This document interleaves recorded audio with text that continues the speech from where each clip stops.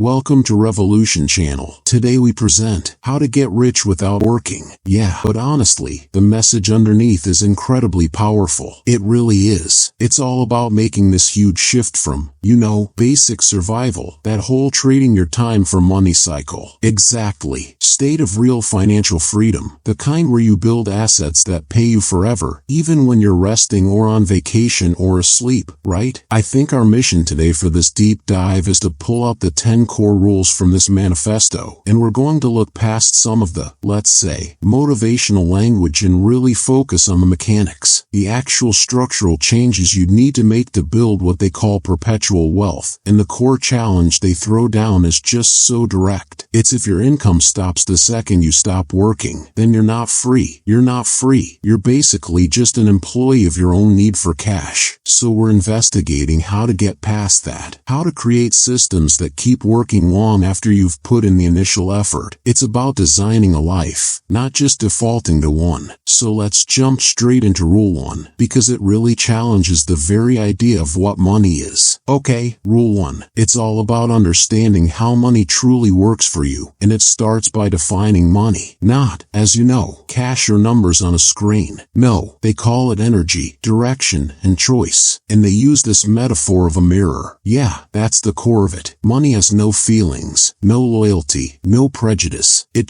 reflects back at you how you treat it. So if you're careless with it, it magnifies that carelessness. Your problems get bigger faster. But if you're disciplined, it magnifies the discipline. That's a huge mental shift right there. It is because it forces you to stop asking the question, how do I make more money? Which is all about output. And instead you ask, what do I actually understand about the money I already have? That's the starting point. The source says pretty bluntly, how you handle $1 shows exactly how you'd handle 1,000. That feels so counterintuitive though. Most people think if I just had a bigger paycheck, all my problems would disappear. And the source argues that's completely backward. More money just accelerates your existing habits. So it's behavioral, not quantitative. Precisely. Or discipline saver. More income turns you into a powerful investor. But if you're an impulse spender, you just end up with bigger, more expensive liabilities. Exactly. And that leads right into their value equation, right? This part was eye-opening. You are not paid for your time. No, you are paid for the value you bring to that time. And they give that specific example. One person works for 10 hours and makes very little, and another person works for just 1 hour and makes significantly more. The difference isn't the clock, it's the value. It's the specific, rare, repeatable skill they bring to that 1 hour. Yes, the market, as they put it, rewards creativity, consistency, and results. So your focus has to shift from just working more to becoming more valuable. Which means what? Studying, learning new skills, learning to code, to communicate more effectively, to design better systems. Anything that increases your value per hour, that's the real investment. But even if you increase your value, it's all for nothing if your finances are a mess, the manifesto says. And this is a direct quote. Chaos destroys wealth. It does. Money needs structure. It demands it. If your finances are just a big disorganized pile, it doesn't just sit there. No, it finds a way out. It slips away through, tiny fees you don't notice, impulse buys, missed investment opportunities. So tracking, planning, evaluating, that's not optional. It's crucial. Every single dollar needs a destination, a job, some for living, some for saving, some for investing, and some for giving. I love the analogy they used for this. Treat your income like employees. Oh, it's perfect. Yeah, if you don't give those dollar employees a specific job to do, they'll find one themselves. And it's probably not one you're going to like. It's probably at the mall working against you. Structure, basically showing respect for your future self. And to even get to that point, you have to deal with the mental side of money, the limiting beliefs. And yes, the idea that money is evil or that all rich people are greedy. The source just cuts right through that. It argues that money just gives you options. It amplifies your character. Basically, if you're a generous person, wealth makes you a philanthropist. Rejecting wealth because you think it's bad is, in a a way, rejecting your own potential to do good on a larger scale. So it's about taking responsibility and not feeling guilty. And that responsibility starts with a crystal clear distinction between an asset and a liability. We hear these terms all the time, but the source defines them so simply. An asset puts money in your pocket and a liability takes money out of your pocket. It doesn't matter what it is or what it looks like. People get this so confused they think they're financed. Luxury car is an asset when it's really just a machine for consuming your wealth through payments, insurance and maintenance. True wealth is built by acquiring things that generate cash flow, like knowledge that you can sell a business, dividend, stocks, rental properties, skills systems. Yeah, anything that works for you. If it's not generating income or appreciating, it's probably a liability in disguise. So how do we put this into practice? Manifesto talks about foundational actions, starting with the idea that money has to circulate. Yes, hoarding cash is a losing game. Inflation is silently eating it away every single day. So this is the difference between just saving and investing. A huge difference. The source defines saving as just parking money. It's for security. But investing is saving with a strategy with intent. The intent being gross, right? Money has to move intelligently. You invested in your education and opportunities and people who think ahead. Idle money is shrinking money. Okay, so to wrap up this first rule, they give 4 foundational rules, the non-negotiables. Let's unpack. That's the first one. Number 1, spend less than you earn. It's the absolute bedrock. Simple, but not easy for a lot of people. Okay, rule number 2, save more than you spend, which implies being intentional about what's left over. Number 3 is invest more than you waste. I like that phrasing. It's not just about not wasting, actively redirecting that waste into investment. And the last one, number 4, is give more than you keep. These are simple, almost deceptively so. They are. The power isn't in their complexity. It's in applying them relentlessly, consistently for years and years. That's what separates the system from just getting lucky. Okay, so that foundation leads us perfectly into rule 2, which is really the heart of the whole thing. Build assets that grow while you rest. This is the escape hatch. This is the shift from,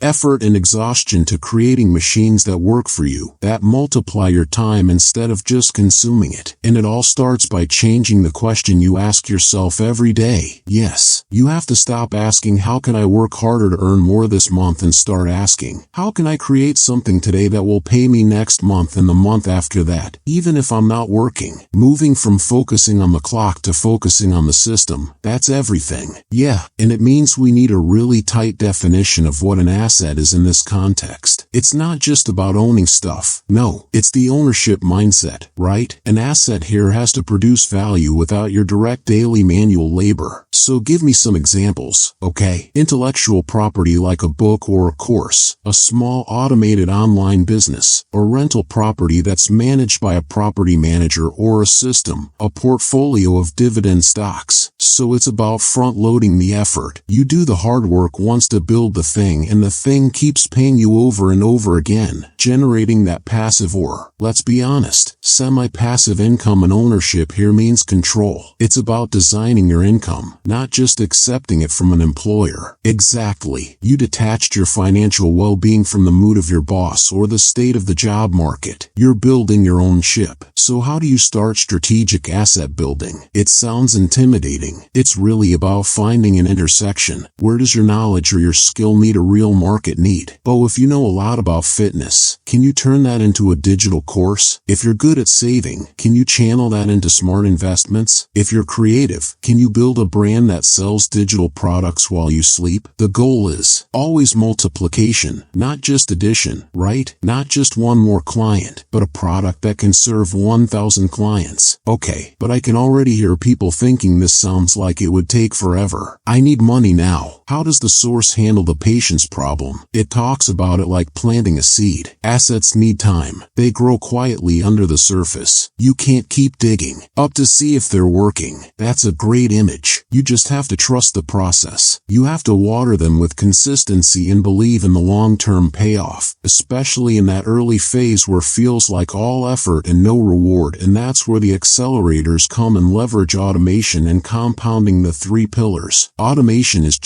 it's a game changer. Today we're talking about setting up systems that run themselves, like automatic transfers to your savings account or automatic dividend reinvestment plans in your portfolio, or using a platform that handles the sales and delivery of your digital course without you ever touching it. You're delegating the grunt work to machines. Exactly. And then there's leverage, which is a bit different. That's about using an external force to amplify your own effort. This could be financial leverage, like a mortgage on a rental property, right? Using the bank's money to acquire a cash-flowing asset. Or it could be labor leverage, hiring a virtual assistant or a freelancer. Yes, you identify what you and only you are truly great at, and you leverage other people or systems to handle the rest. You design the system. You don't have to be every part of the system. And the final piece is compounding, reinvesting your returns. Sounds simple. It sounds simple, but it requires incredible discipline. When an asset pays you, the instinct is to spend it, the reward, but the discipline is to take a portion of that return and immediately send it back to work. The source calls them soldiers. Every dollar you reinvest becomes another soldier in your financial army, and that's how you get that exponential curve instead of just a straight line. It is, but it means delaying gratification, choosing the long-term army over the short-term treat. That's emotional maturity. That brings us to Rule 3, which is a total shift inward. It argues that your greatest asset, the one that can never be taken from you, is your mind. Yeah, this is the engine. It's the starting point for everything else. Money can be lost, businesses can fail, but a developed mind, it just keeps creating value. They can rebuild from scratch. The source talks about the mindset difference. Some people see obstacles, others see opportunities. They say your mind is either a factory for solutions or a storage unit for problems. And whatever you focus on, you get more of. So you have to actively manage what you're focusing on. You have to. And that starts with that you're feeding your mind the whole garbage in, garbage out principle. So nourishing the mind through input control.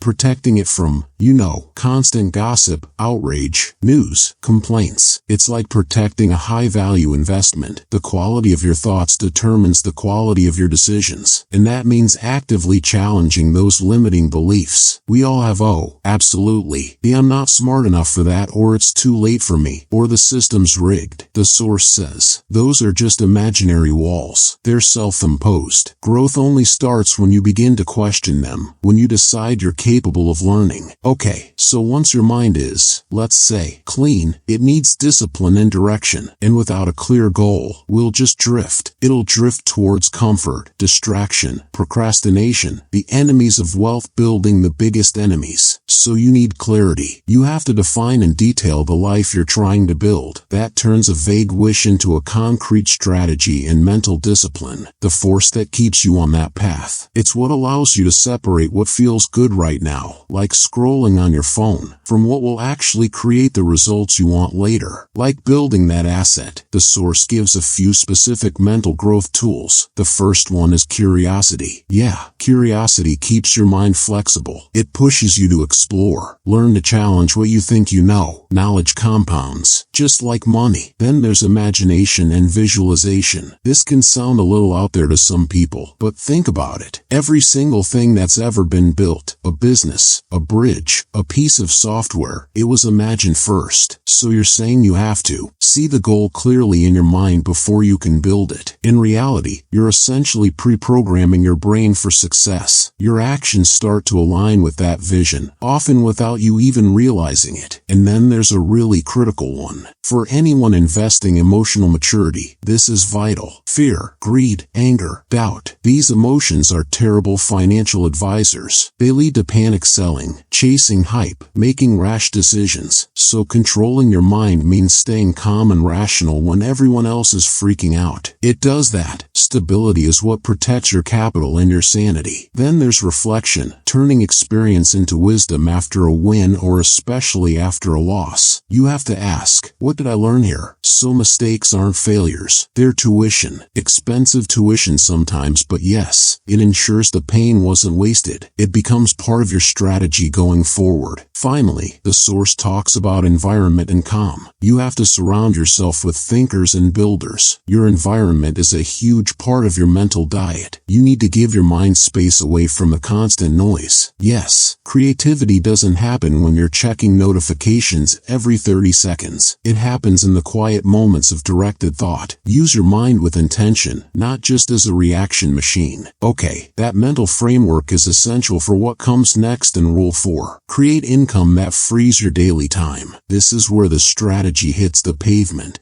This is all about execution. The goal here is to earn by design, not by activity. Your freedom really begins when your income isn't tied directly to the hours you put in, and it starts with a really honest awareness check. Yet the source asks you to ask yourself, if you took a 3-month vacation right now, how much of your income would completely disappear? And for most people, the answer is 100% of it. Yeah, and if that's the case, you're not building wealth, you're renting your time. The goal then is leveraged income. Yes, income from systems, from assets, from structures you've already built, things that keep working whether you show up or not. So how is that different from just having a high-paying job? Because a job is you working in the system. Leveraged income is you owning the system that works for you. It's about compounding your effort. So you do the hard work once to build the system and it pays you back for years. That's the fundamental difference. So how does someone who maybe sells their time, like a consultant or a freelancer, start to scale their value? The key is packaging their knowledge. Instead of helping one client for 1 hour, you create a course that can help 1,000 clients at the same time.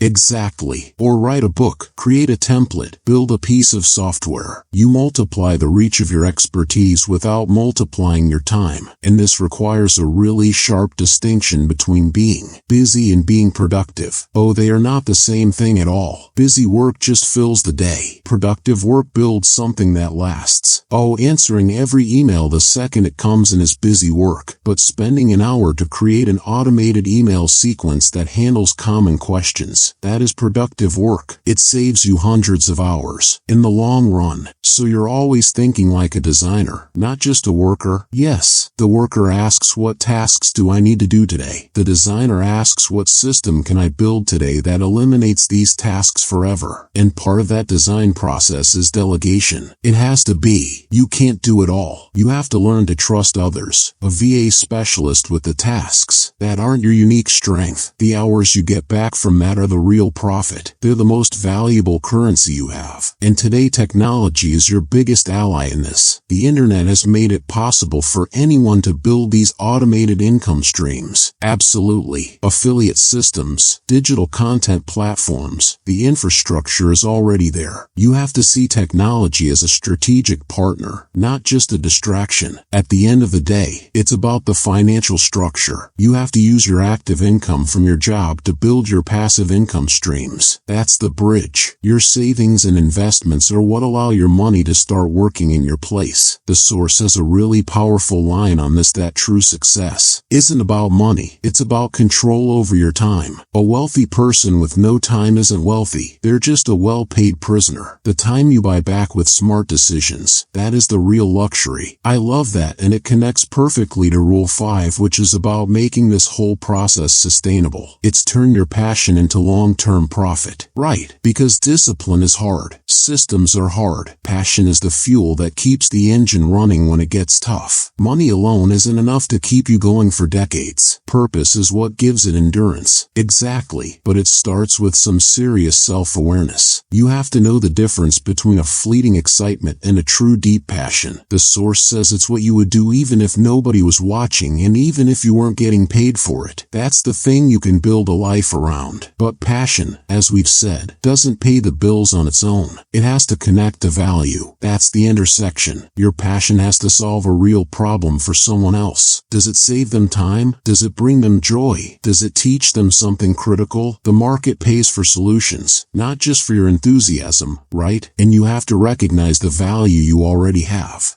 People tend to dismiss the things they're naturally good at, like being a great organizer or good listener, or knowing everything about gardening. Every single one of those skills has an audience out there that would pay for that knowledge. The trick is to package it. You're moving from a hobby to a real business, and that requires structure. It does. Passion provides the why, but systems provide the how. You have to treat it with professional discipline, consistency, financial management. That's what turns a fun side project into a real asset. And you have to be patient. You're building for endurance, not for a quick trend. Focus on value that will still be relevant 10 years from now. The source also talks about trust being a kind of currency here, a powerful one when you're building something around your passion. Being authentic, sharing your story, your struggles, builds a much deeper connection with your audience than any slick marketing campaign. And in a changing world, you have to be adaptable. Your core mission, your passion, that stays the same. Yeah, but the methods you use to deliver it, they have to evolve. You have to listen to feedback and not be afraid to innovate. And finally, to protect the passion itself, you need to diversify. Yes, if you only have one income stream tied to your passion, it suddenly becomes a source of immense pressure and stress, and that can kill the joy it can. So the artist sells their paintings, and they create an online course teaching their technique. The coach does one-on-one sessions and builds a scalable group program. Multiple streams protect the passion from financial anxiety, which allows you to keep creating from a place of love, not a place of fear. Which brings us to Rule 6. Invest in things that build real independence. This is about making sure your life isn't dependent on things you can't control. Yeah, independence is a choice you design. It's freedom from being swayed by unstable markets or political noise or losing a single job. It's the ability to decide without fear. And the very first investment is always in yourself. Always your knowledge, your skills, your discipline, as the source says. That can't be taken from you in a market crash or a layoff. It's the one asset that is truly yours. From there, you move to strategic investments, and that has to start with financial education. You have to learn the rules of the game before you can win. Understanding how to protect and grow money actually compounds your wealth faster than interest does, because knowledge gives you control and ignorance forces you to give control and fees to someone else. And here again, we have to be ruthless about the assets versus possessions rule.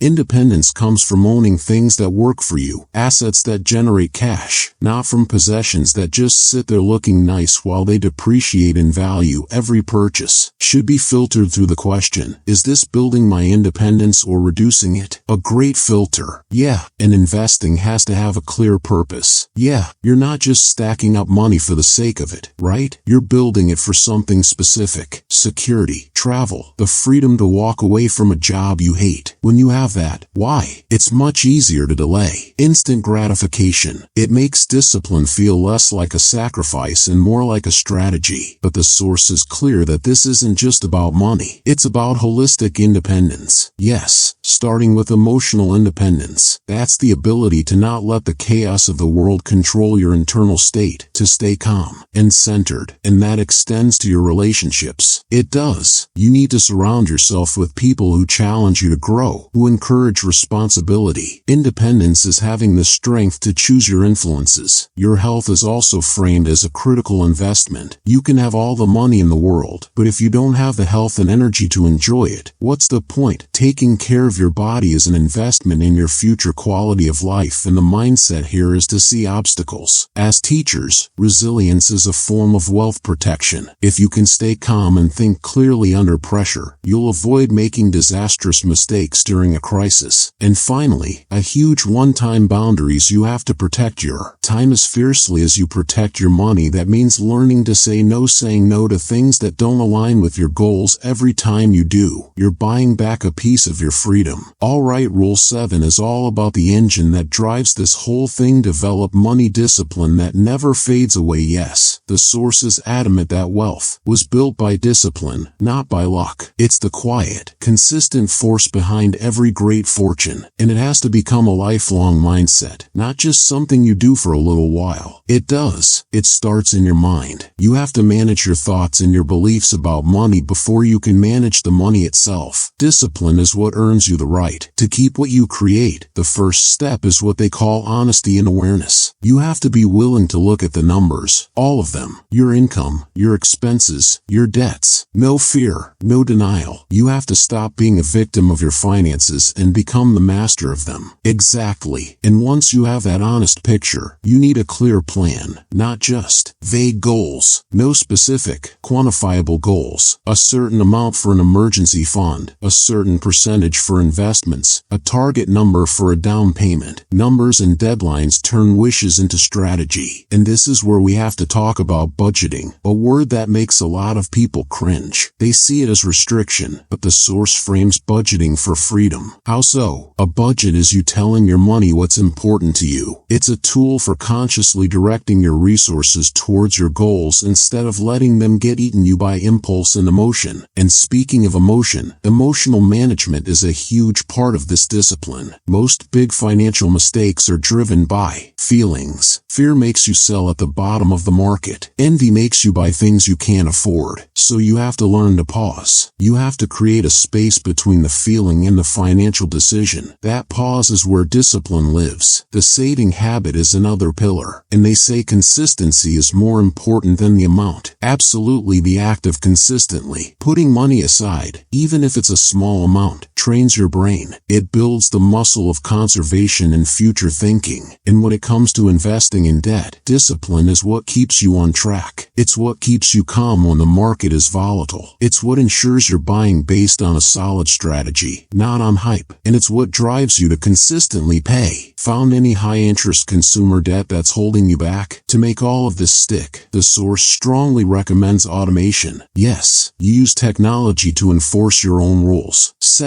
Those automatic transfers protect your goals from your own fleeting emotions and excuses. And here's what I didn't expect: gratitude as a tool. Discipline. It's powerful. When you're genuinely grateful for what you already have, the constant urge to acquire more stuff just to fill a void, it starts to fade. Contentment comes from meaning, not for more, right? And finally, you have to build systems, not rely on motivation, because motivation comes and goes. Exactly. So you build rituals, weekly budget review, a monthly check-in on your investments. You make discipline an automatic unconscious habit. That automation idea is so important it gets its own section. Rule 8: automate your income to escape financial stress. This is about replacing worry with structure. The source says that financial stress usually doesn't come from a lack of income, or from a lack of a system. In that line, hope is not a financial plan that hits hard. It does. So many people just spend and then hope there's something left over. Automation flips that script entirely. So how do you design this automated flow? First, you need clarity. You track everything for a month to see where the money is actually. Once you have that map, the first and most critical step is to pay yourself first and automate it. You have to set up an automatic transfer for, say, 10 to 20% of your paycheck to go directly into your savings and investment accounts the day you get paid. So you never even see it as spendable money. It's gone. It's working for your future self before you have a chance to spend it on a whim. That one step is a complete game changer. Then you automate your expenses, right? Schedule all your fixed bills, rent, utilities, insurance. It eliminates late fees and the mental stress of remembering due dates. So you're building this automated engine, starting with savings. Yeah, you set up separate labeled accounts: emergency fund, investment fund, travel fund. The automatic transfers feed these accounts consistently, building your financial security in the background. And then you automate your investments. Use automatic investment plans, especially for things like index funds or retirement accounts. Consistency beats trying to time the market every single time. Let the system do the work. How does this apply to creating income? This is the highest level of automation. It's building those systems we talked about, the digital products, the rental properties with automated management that generate revenue with very little ongoing effort from you. So your job becomes managing the system, not doing all the work yourself. Exactly. And the source has a great analogy for this: the pilot in the autopilot.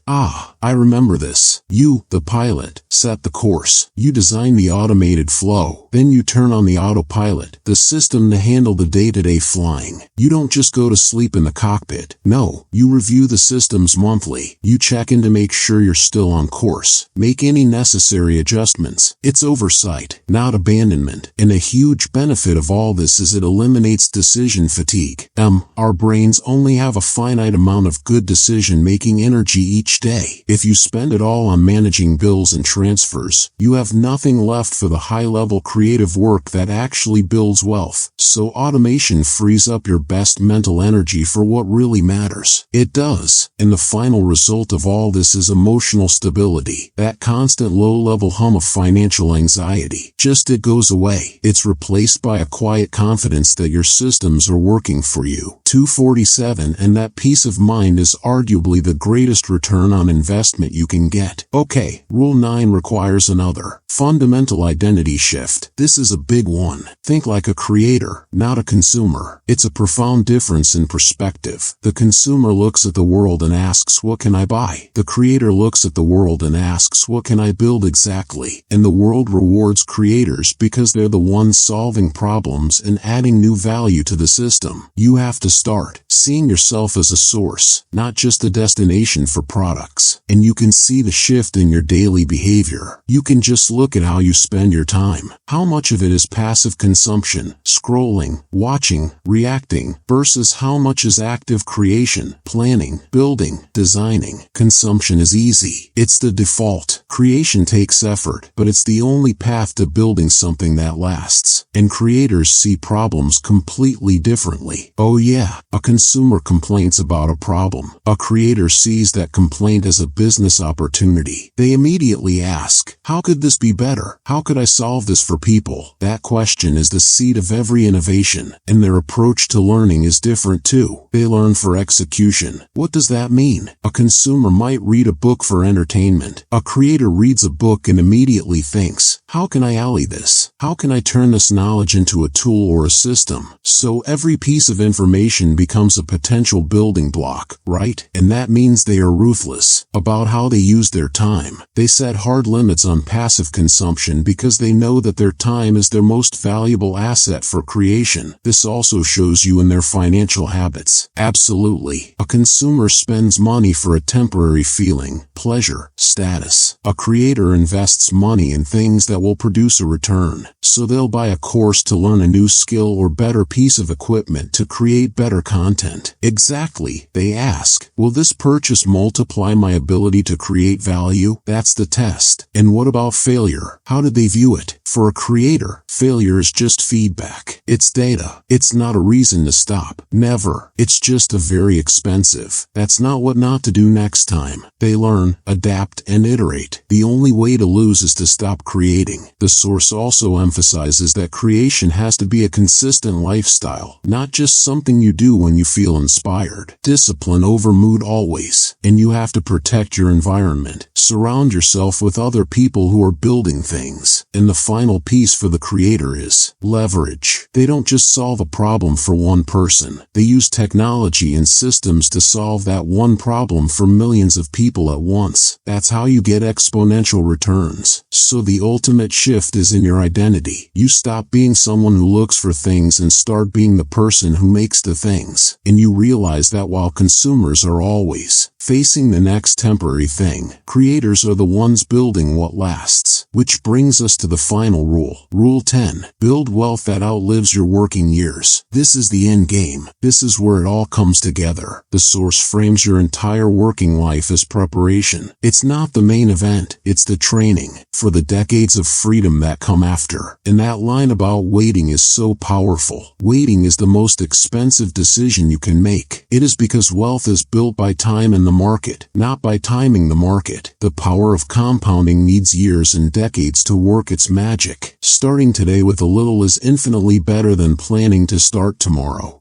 This requires that structural shift we talked about, from thinking in terms of income to thinking in terms of ownership. Your income is temporary. It relies on your energy, your ownership of assets, investments, businesses, property. That's what can grow forever. That's what detaches your lifestyle from your ability to work. And this kind of long-term building requires a very clear plan. You have to know your numbers. What do you need to be financially independent? What does that look like in terms of annual cash flow, Then you break it down into measurable steps. You manage it like a serious lifelong project. We know saving isn't enough because of inflation, so it's all about investing, power and protection. Investing is what makes your money multiply, but protection is just as important. That means smart diversification and really understanding what you're investing in. And it also means building shields around your wealth. Yes, the source gets very practical here. It talks about things like proper insurance to prevent one bad event from wiping you out, estate planning to make sure your assets know where you want them to, and legal structures to protect your capital. You have to protect what you've spent decades building. You do. And throughout it all, you have to maintain that discipline and resist lifestyle inflation. That's a huge trap. As your income goes up, your spending goes up right alongside it, and you never actually make progress. You have to make a conscious choice to upgrade your investment rate faster than you upgrade your car. Every dollar you reinvest in your peak earning years buys you days, weeks, months of freedom later on. This is how you build generational wealth, and the source is clear. That's not just about leaving money to your kids. It's about leaving them the knowledge, the wisdom of how to save, how to be patient, how to create value. Exactly. If you give someone a fortune without the wisdom to manage it, it's often gone in a generation. If you give them the wisdom, they can build their own fortunes. And maybe the most difficult mindset shift of all is to redefine enough to get off the treadmill of just endless accumulation to realize that true wealth isn't a number, it's a state of being. It's having what you need to live the life you want without fear. When you reach that point, your focus can shift from competition to creation and contribution, which is the pursuit of what the source calls the ultimate wealth balance. Financial freedom paired with health, strong relationships, and a solid character. Because wealth without fulfillment is still a kind of poverty. And the final piece is legacy. Knowing that the systems you built will continue to create opportunities for your family, for your community, for causes you care about long after you're gone. That's the real fulfillment. Knowing your past self worked wisely to secure your present peace. Freedom by design. Wow, that was an incredibly detailed deep dive. The theme that just keeps coming up across all 10 of these rules is that this isn't about luck. It's not about some secret trick. Not at all. It's about structure and discipline and a fundamental mindset shift from being a passive consumer to an active creator of your own systems. Absolutely, the rules are simple to understand, but they're not easy to do. They require a choice every single day: comfort now or freedom later. It's a proactive redesign of your entire relationship with money, time, and value. And to wrap this up, we want to sign off by using the exact words from the original source video. It's a little unconventional, but it feels right. It does. The source concludes with this: thank you for watching. Please like, share, subscribe, follow up in next topic. But before we go, we'll leave you with our own final provocative thought to reflect on. If the ultimate goal of all this wealth is freedom, what is the one specific asset, one built on scalable value and automation, you're going to start building today that will still be paying you 10 years from now, long after you've stopped working on it? Until next time, keep building those systems.